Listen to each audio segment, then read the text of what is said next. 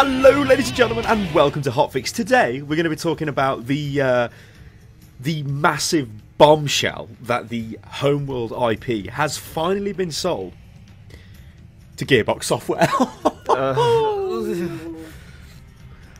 I just had a palpitation of my heart. It just went. Well, if anybody follows me on Twitter, which is at Unit Lost Gaming, by the way, if you don't follow me now, oh yeah, baby, yeah. I had quite the spaz last night when I found out about this news. I've got a structure and I'm going to try and keep to it, but I might deviate from it and just go on a rant. But whatever. So let's begin with some news and some facts, Mr. Kirioth. So, as we all know, THQ collapsed because they were poorly managed and they decided it would be a great idea to spend massive amounts of money on some stupid tablet which was shit, nobody cared about, and so they went bankrupt. These things happen, right? Then, we fast forward. All the assets from THQ are being sold, blah, blah, blah, all the good IPs. However, one of the best IPs ever, Homeworld, was not sold, and it was a bit weird. Like, why has this not been sold? Anyway, we fast forward again, and we come to a point where there's this auction has been held for the remaining assets, the assets and the remaining IPs that THQ did own. So they're going up for auction, and the biggest one by far was Homeworld. This is going up for auction. So people are bidding on Homeworld. If you remember, I think there was an Indiegogo campaign which raised something like about $70,000, I think. I might even be generous there. It might not have even raised that much. And they were going to attempt to buy the IP. I think they reached qualified bidder status or something like that. So they were actually in the auction. However, the IP sold for $1.35 million, so there was no way they could have ever have got the IP. And to be honest, I'm not too sure it would have been a good idea them having it anyway, because, you know, what would they have really done with it? Yeah. Anyway, there wasn't a lot of options, was there? Well, no, it was a bit weird. Like, I didn't back that campaign, and Homeworld's a great game, but I didn't want to. It was like I didn't want to because it just didn't look like. It's not a publisher, it's not a big developer or anything like that. It's not anybody with weight behind him who could go out and say, we're going to develop Homeworld 3 and it's going to be this, or, you know, we're going to do this and this. I didn't think they had that. Anyway, we then look at the information on who actually won or who nearly won the IP. So there's two companies. Coming in at second was Stardock. Now, if you don't know who Stardock are, they are Sins of a Solar Empire. They're also what is it, Elemental something or other, which was really bad, but they kind of fixed that, but at least they kind of acknowledged it was crap. But this is a company with experience in space RTS games, okay, so that's fine. Then you've got Paradox Interactive. Now, Paradox are decent, but Sword of the Stars was the worst thing I've ever seen in my life when that launched. It was so buggy and rancid, although they did fix it. Still, it would have been interesting to see what Paradox would do with the IP. I think out of the two, out of Stardock and Paradox, I probably would have preferred Paradox, because I think Paradox are more like in tune with the community. They kind of know what you want more than other companies, so it may have turned out better. Anyway, it didn't, because Gearbox, the makers of, or the purveyors of such fine games, so I'm gonna refrain from naming them. Decided that it would be great to buy the IP of a massively well-known space RTS game when all they have ever done is FPS games. Yes. Well, they... So, Mr. Kirioth, before you start, allow me to read the official statement from Gearbox. So, Gearbox Software has prevailed as the highest bidder in the acquisition of the Homeworld franchise from THQ. Brian Martell, Gearbox Software's Chief Creative Officer, has a great love and respect for Relic's brilliant, fun and innovative game, and personally spearheaded the acquisition. Brian intends as first priority to direct Gearbox's interest to preserve and assemble the purest form of original, acclaimed and beloved games, Homeworld and Homeworld 2, with the intent of making them accessible on today's leading digital platforms. Then it says, please visit our forums, which is like, yeah, you visit the forums and there's just posts on, why the fuck have you bought this, you dickheads? Yeah. So the first part of that, we'd like to, make Homeworld and Homeworld 2 accessible once again, which is basically probably just going to re-release it, or maybe like a HD edition, something like that. That's fine. I don't have a problem with that because Homeworld and Homeworld 2 were legendary games. And they were just pure quality. And Cataclysm. No, I'm not of that. And Cataclysm was okay. Now, a lot of people hate on Cataclysm because it wasn't... I don't think Cataclysm was developed by the same internal team that did Homeworld and Homeworld 2. Cataclysm was kind of a crazy spin-off thing. But I quite like that. It wasn't that bad. In fact, it's probably my favourite, actually, because I like the Dreadnoughts. They were amazing. But carry on, Mr. Kirioth. Don't allow me to interrupt you, sir. That's fine. Re-releasing them, great. Because, you know what, I like them. Fuck you, bloke. No, it's not, because I got a problem now, right? Gearbox, obviously, I mean, from the press release there, they intend to re-release Homeworld 1, Homeworld 2, and probably Cataclysm, yeah? So they're probably going to make easily more than $1.35 million back off that alone. So as a business buy, okay, that's fine, yeah? Yeah. However, I do not want to give money to Gearbox because they're fucking arseholes. Gearbox... I'm not sure if you remember, Mr. Kirioth, but do you remember a game called Aliens Colonial Marines, Mr. Kirioth? Well, yeah, this is where my view Do you also falls remember down a somewhat. game called fucking Duke Nukem Forever, Mr. Kirioth? Yes, sadly. Do you, Mr. Kirioth? Yeah. Yes, you do, Mr. Kirioth. So, Mr. Kirioth, we come to a fucking point here, Mr. Kirioth, where a company that has been given two massive IPs that have been externally developed outside of their company and said, there you go, chaps, make a game. Make a game on Aliens. You know, Aliens is the survival horror game where the aliens are massive, you know, it's survival horror. So what did they do with it, Mr. Kirioth? They raped it up the arse, Mr. Kirioth. Then we talk about Duke Nukem. What did they do we with have Duke to Nukem? talk about Duke Nukem? No, we don't. It's fucking rancid, though. This is so bad, though. Like, so they've taken two IPs and they've literally destroyed them so bad that they are in the abyss, the darkest of abysses, and there is no, like, can they even make a comeback? Okay, I think Aliens probably could, right? Because Aliens is Aliens, and there'll be more Aliens games. I'd bet my life on that. Duke Nukem, though, he was destroyed. He was destroyed. He was just destroyed. Duke Nukem now is just some sort of shitty toilet humour, shit throwing, fucking pleb that nobody fucking likes. Nobody. It's just become a joke now, hasn't it? That series after Nukem, that is now he was just supposed to. Oh god, he was supposed to be a joke. Duke Nukem is like, he's going to save the world. He loves the women. He goes to strip clubs and he's going to rip off your head and shit down your neck and all this crap, right? And that's Duke Nukem. He's in your face and he's taking a piss. He's kicking ass, he's taking names, but then Duke Nukem Forever comes along. Oh, well, what the fuck is this? I'm throwing turd up the wall of a toilet. This is probably funny to 12-year-olds. No offence if you're a mature 12-year-old, by the way, but it probably is funny to a 12-year-old. It is not funny to me, who played Duke 3D, and then now has to sit through that shit, and it was fucking rancid. And then we go and talk about Aliens Colonial Marines. I don't even need to talk about them. You look on the fucking channel, right? I fuck them, and fuck you, Mr. Kirioth. You look on the channel. But this is you do it now. This is do it now. You look on the channel. What's that video? Aliens Colonial Marines is shit. And why? Because it was fucking half-assed and it was crap.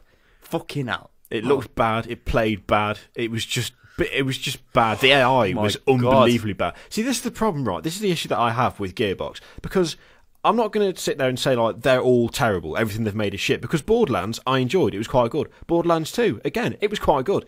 But it seems like every time they get given an IP or acquire an IP that isn't their own, they just look at it and go, fuck it, that'll do.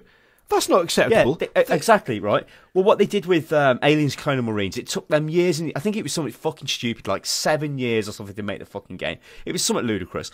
Their core team works on Gearbox, and they just put the fucking idiots on any other shit they're working on.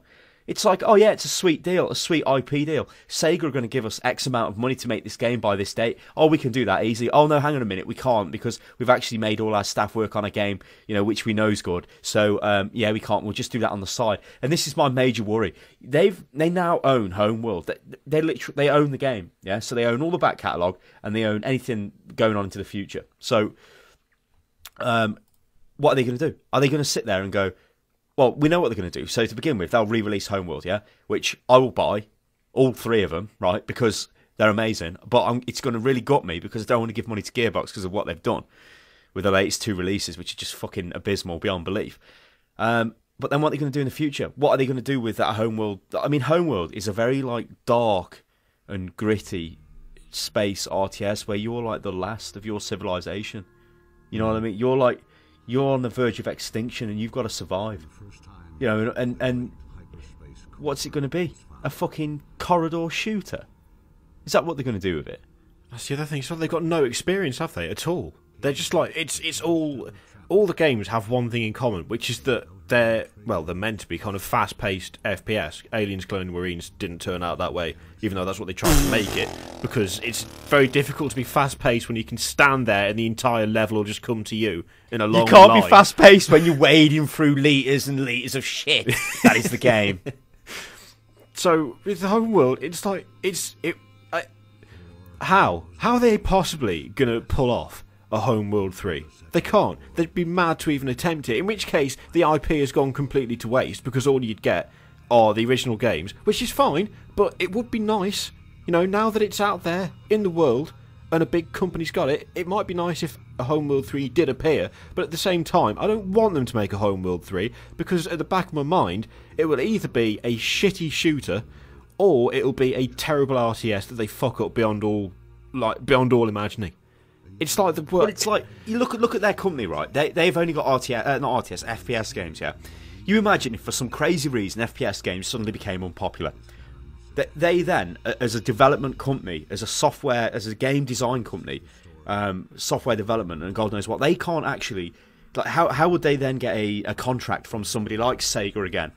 I'm pretty sure Sega will never work with them again, but how would they ever get a contract like that again? Because they can only do FPS games, and if FPS games are now not the thing for some reason, like RTS games are the future, you've got no experience in that, guys, so, well, we don't want to deal with you. Now, there's a couple of points here, because simply buying Homeworld does not make you a fucking RTS company. You know, it doesn't make you an RTS game design studio. It just means that you own a real-time strategy game, and that's great. You still have no experience at developing, you know, that type of game. So, it's weird. And also, right, to other companies out there, like your Paradoxes and your even Stardock have got Sins for Solar Empire, which is, you know, arguably quite like Homeworld. I mean, it's obviously different because it's times 4 and the rest of it. Whereas Homeworld was just, you know, you had your mothership and you just built ships and killed each other. But you don't need the IP. You do not need Homeworld to make a Homeworld. Like, it doesn't have to be Homeworld, and it can still be Homeworld. This is what I want. You know, I follow a lot of the guys from Paradox on Twitter. I follow the CEO and people like that, and you can see them talking about it, and you can see that they want to make a space RTS game. I know they've got Sword of the Stars, but that's not really like that. You know, that's more times 4 focused, or 4X, whatever the hell you want to call it. But I want to see a good game. You know, I want to see a Homeworld 3. It doesn't have to be called Homeworld 3, because now I've literally lost all hope that there ever will be a Homeworld 3 of any worth from Gearbox, because they're just twats. I mean, okay, we're going to see HD re-releases. That's fine. I'll buy them. I don't want to give them money, but I'll buy them anyway because it's Homeworld, and I'll sit there and I'll play through all the campaigns again because it's great. And that's provided it works. That's a big problem as well, because it's Homeworld. It's like the largest issue with this whole thing, because it's Homeworld, people, when Homeworld 3 is released, if it's released, they'll buy it, even though it's shit. Why did people buy Duke Nukem? Yeah, they'll make their money back. Because it's Duke Nukem. Exactly. Same for Aliens. You know what? Let me just... How much did Duke Nukem make? It probably made profit. Unfortunately. Let's have a look. Did Duke Games Radar apparently going to tell me?